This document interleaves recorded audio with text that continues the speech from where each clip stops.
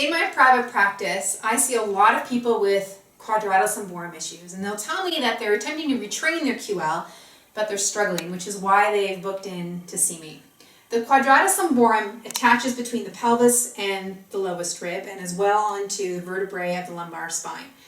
When it contracts unilaterally, it can cause you to side bend to the direction that it contracted. It can also lift the ilium on that same side. When it contracts bilaterally, so both sides are contracting simultaneously, it will help create extension of the spine going into a back bend. And when you have forced respiration, it will fix this lowest rib.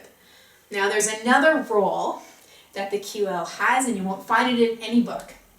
And I call it superhero status. And the reason I call it that is because it is such a great compensator for when other movement is not happening in other places, meaning the erector spinae become weaker, or the hip abductors or adductors are not functioning well, the shoulder girdle is not functioning well, the QL will take the load.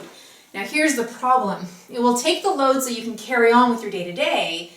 However, because it's doing a job that it's not designed to do, it will become fatigued and can become spasmy.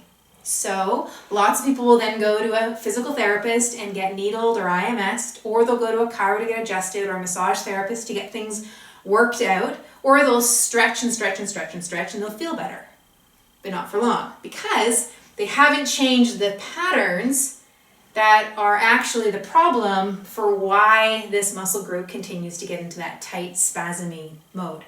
So if you're going to go that route of the IMS or the adjustments or the massage or the stretches, do it to get the relief. And then you have to shift the movement patterns that are problematic, leading to the QL doing that compensatory work. So let me give you an example with the shoulder girdle and the blades. I'm going to turn around and I'm going to demonstrate depression of the shoulder blades. So elevation is bringing the blades up towards the ears, and depression is bringing the blades back down, right? So it's quite a small movement of the muscles that attach between the blades and onto the spine. Now, people tend to overdo this and put way more effort and force their tissues to go further.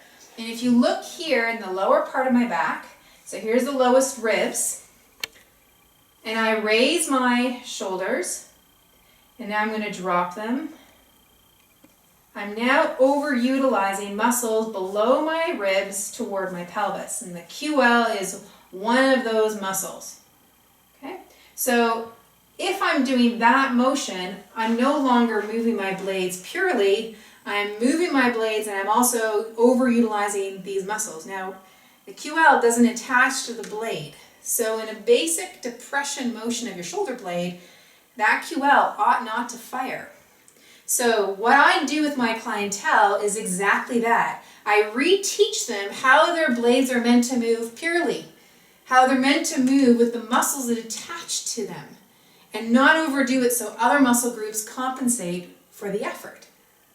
Then what happens is they start to realize how much more at ease their QL is, the spasm settles down, and then as the next week progresses, they have more freedom, more freedom, more freedom, and they're able to add more complex movements to their practice, all the while maintaining this freedom because they've gained awareness over the patterns that lead to the compensatory movements.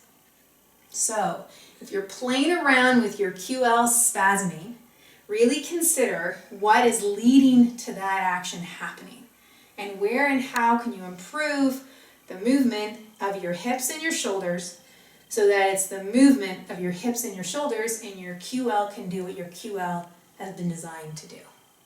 So have fun with that, have fun exploring on your mat, and if you've got any comments, share them below. Have a great, great practice.